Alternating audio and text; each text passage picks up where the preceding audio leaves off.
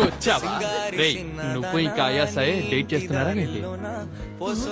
తను ఎవరు పిలిచినా పడుకుంటుందంటగా. నీతో ఎవరిలా చెప్పారు? ఎవరైతే ఏంటి, నిజం అదేగా. ఏంటి, కోపం వస్తుందా?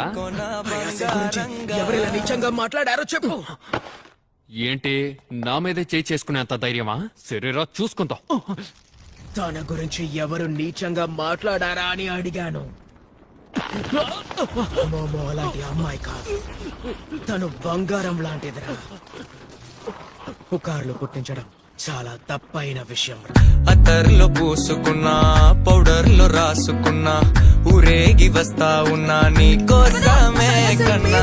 ఎంటగో తట్టుకున్నా, లగమే పెట్టుకున్నా, ఇంకా పైన ఆగలేనన్నా. నువ్వలా రాసుకుంటే చట్టమై